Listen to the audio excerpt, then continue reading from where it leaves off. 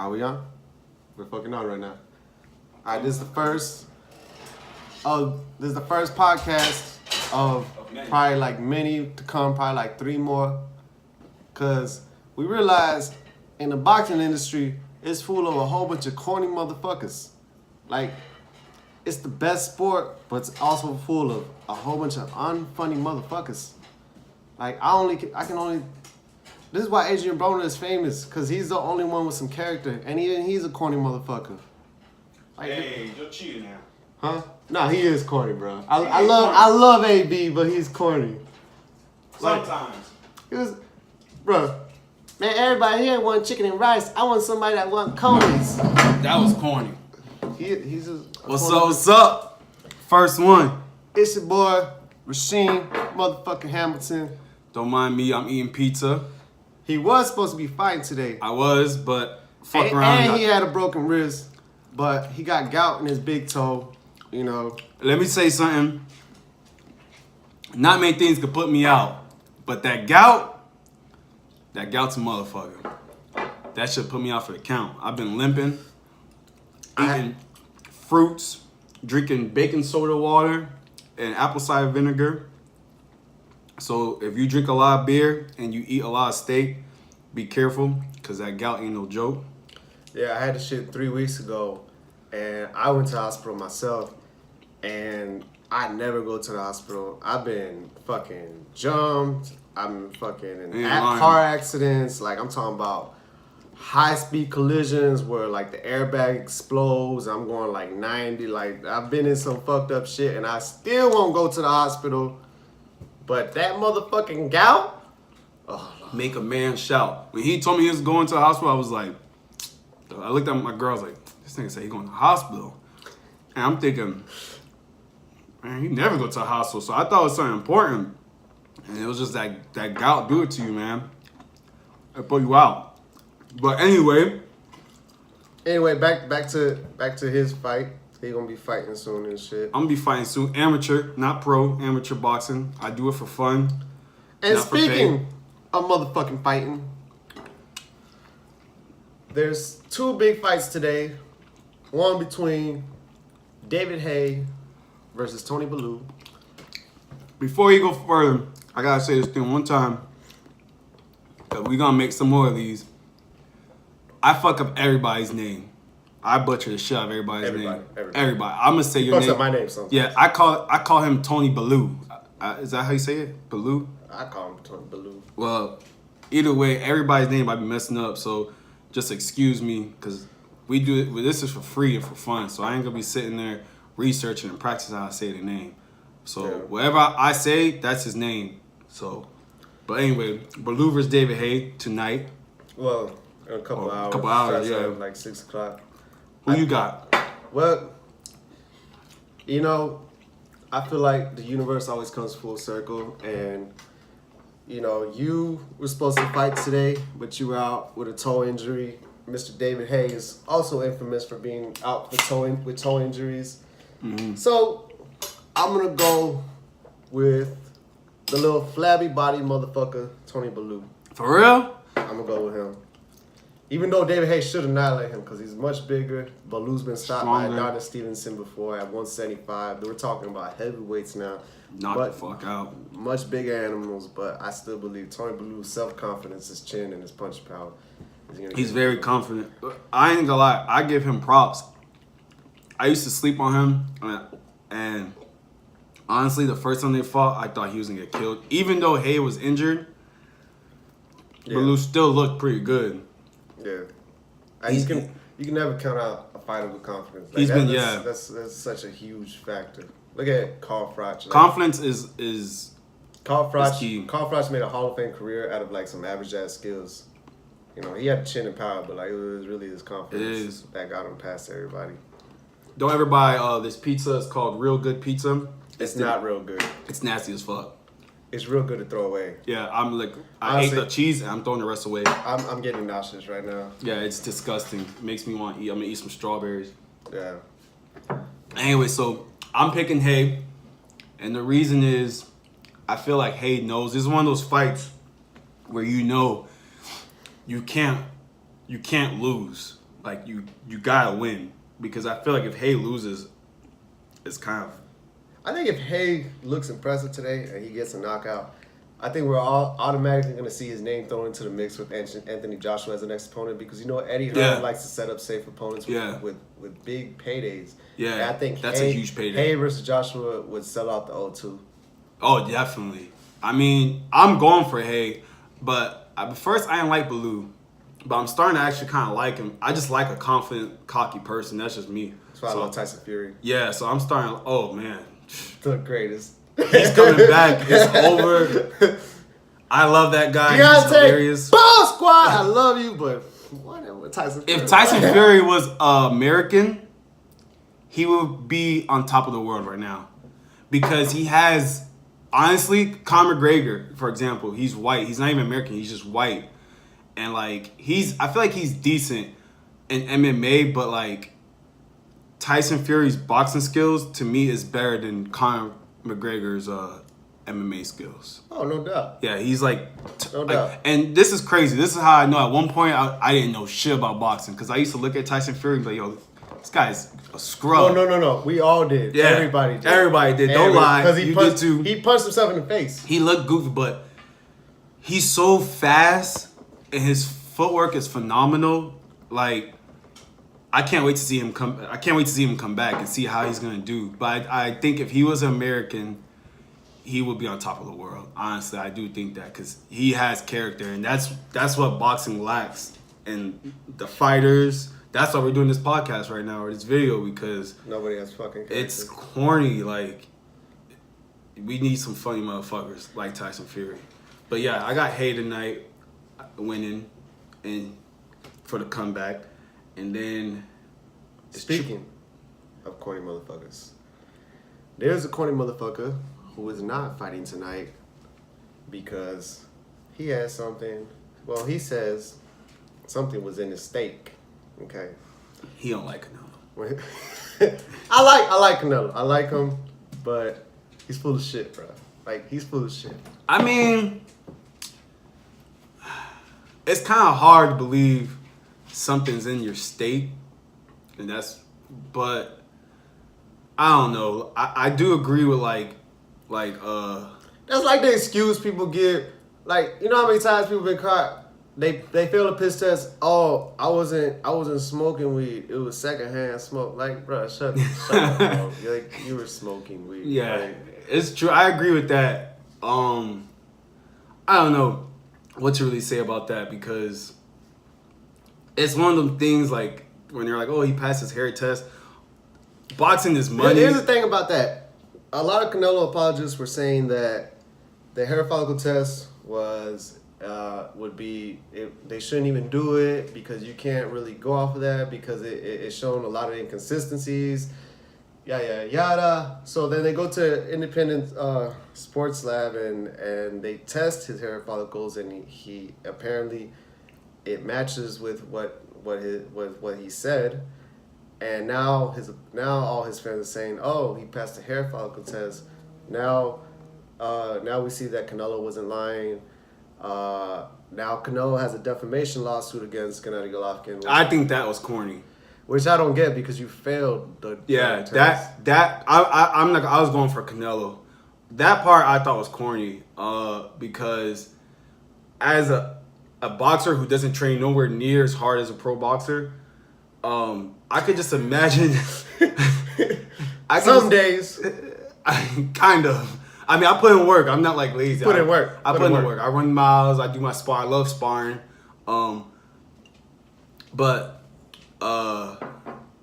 Like, I could just imagine how heartbroken Triple G must have been to put in all that work and then like everything that's happened. I feel like he's had a rough couple of weeks, and like with that being said, like I don't think he's gonna dominate tonight. I don't think he's gonna like destroy one. How you say his name? Vanes Martirosyan. If you watch him, he's actually pretty good. He's a good fighter. Yeah, he's been inactive, but he's never been blown out. He had 2 debatable losses to Jermell Charlo, the current junior middleweight champion, and Erislandy Lara, the guy who just lost his junior middleweight championship to Jarrett Hurd, who still gave up a really good effort, lost a close decision. But the thing is, nobody blows Martirosyan out the water. Gennady Golovkin, he's a natural middleweight. He's been there for a long time. He's been the more active fighter. That being said, from what I hear from people that know Martirosyan, he's always in the gym. He's always trained. He's been. He comes to fight. He's been in the ring with Golovkin before. It's gonna be a fight They've tonight. sparred before, so it's gonna be a real fight. He comes to fight. He's not coming for a paycheck. It's like, it's short notice, but he's not coming for a paycheck. He's coming to throw hands. And I don't get the motherfucking backlash from people that hate Triple G. Like, oh, he should have fought somebody else. It's like, all right, let's look at the options. Dan Jacobs was tied up for a fight, last week, so he was unavailable. We got Sergey Derevyanchenko. Derevyanchenko is a motherfucking beast. You don't take him on 2-3 weeks notice. Yeah. You need time to prepare for Derevyanchenko. And a lot of people, what they don't understand is like, when you're boxing and you know your opponent, you're kind of training for that opponent, and that style is way different than Canelo's. It is. It's way different. It's a boxing puncher style. Yeah. He throws a lot of punches. Yeah, that would be, that's a whole different ballgame for He Triple gave G. one of the worst ass whoopings I've ever seen to Reno. I'm sorry. That's my boy's boy. They cool. But Reno got fucking destroyed. Like, it was hard to watch. Like, Derevyanchenko is a fucking animal. He's impressive. The first time I watched him was on ESPN. I remember I was like, wow, who is this guy? And then I went and looked him up and watched like 3 more of his fights on YouTube, and I was like, it's just insane. I think the middleweight division is really starting to heat up. It was really weak the last few years. Junior middleweight was what was hot, but now we got guys moving up. Now we got guys coming from Europe. Boxing's heating up if you think about it, because you don't even have to think about it. You look at the ratings. Heavyweight. Do you look at their ratings compared to UFC ratings right now? Oh, don't even get me started. UFC is struggling. Don't even get me started. Ever since the little golden boy fucking thought he could come to boxing and fuck with like our fucking great granduncle Floyd Mayweather Jr. Don't even. First of all, let's not start. Let's introduce. We didn't introduce ourselves. Really. All right. I'm Ali Zimbardo. So y'all know where we come from. Former amateur fighter, current motherfucking drunk. And that way you guys know our boxing I just know a lot of people. I haven't done shit myself in the sport, but I know a lot of people. But you watch a lot. I think you be a great coach. Yeah, but I haven't done shit. Nah, but he watches. I'm a young motherfucker. I'm 20. I'm 28. He's enjoying life. I'm young. I'm flying a flashy bitch. I'm Rasheem Hamilton. Currently amateur boxer. I don't want to go pro. Maybe have like a pro fight, but not nothing big. I would like to have a pro fight. I want to have like one. I don't want to be like a superstar. I don't have them type of boxing. To me, like, I feel like especially if you watch it, you appreciate it more, and like the work that these boxers put in is insane. And honestly, my background, I was like close to 300 pounds, and I wanted to lose weight, and I tried other things like dieting and bodybuilding, and boxing got me. I'm like 185 right now. Boxing made me lose all that weight. Really, like, it's a lot of hard work. I have so much respect for pro fighters, even ones that aren't that good, because man, even amateur fighters. But it's like the work. You're always kind of injured. You have to miss family events. Lonely. You have to watch what you eat. You're getting punched in the face, in the body. People understand, like, they think it looks easy. It looks like 2 guys just fighting, but you can't eat what you want. Yeah, exactly. Like, bruh, making weight is like the most depressing shit. I can't speak on that part yet because I haven't fought at a weight class where I should be, because my first fight I fought at 201. That's amateur heavyweight. Honestly, I should probably be fighting like 165. So I've never really had to cut weight.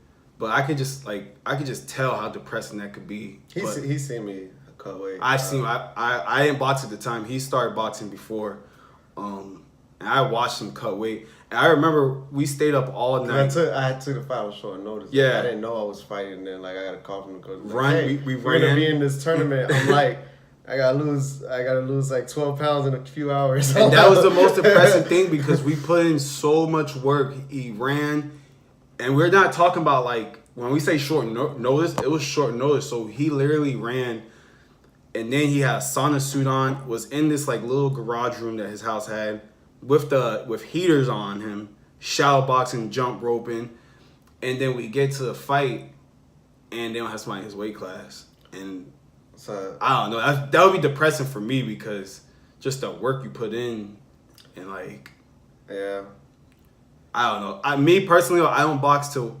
I don't want to say I don't box to win. I love to win.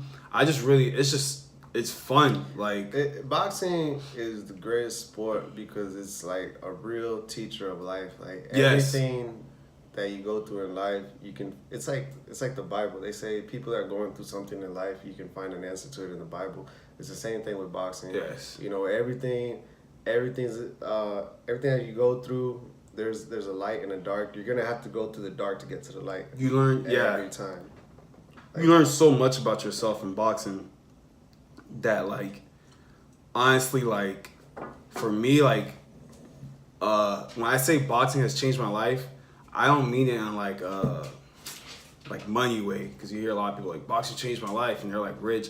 It made me. First of all, almost nobody has got rich off of boxing. I got homeboys. That's what I was going to. Yeah. I got homeboys that have made millions in boxing, and I got homeboys that made six figures in boxing.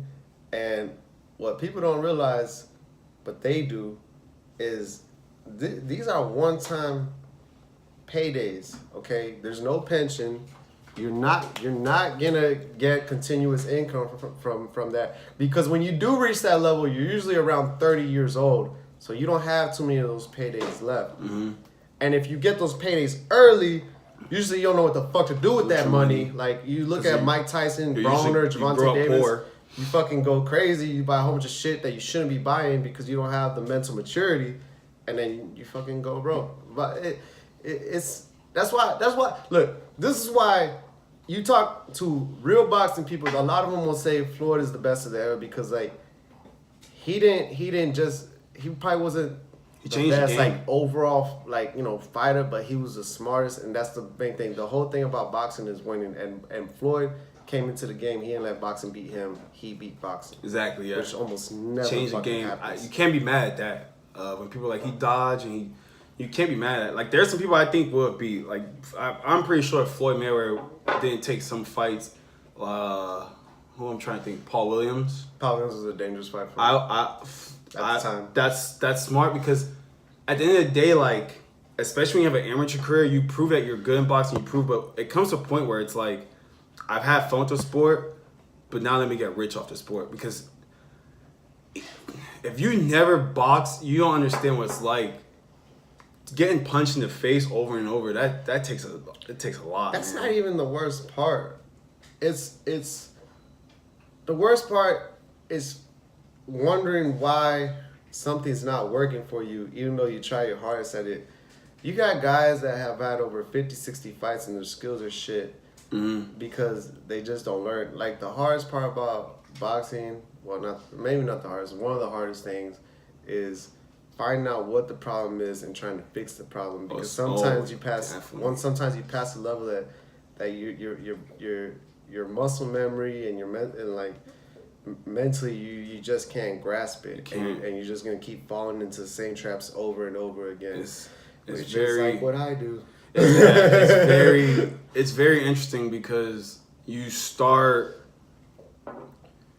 out a certain way, you learn a certain way, and then like you always hear how boxers get a different coach and the coach try to change them.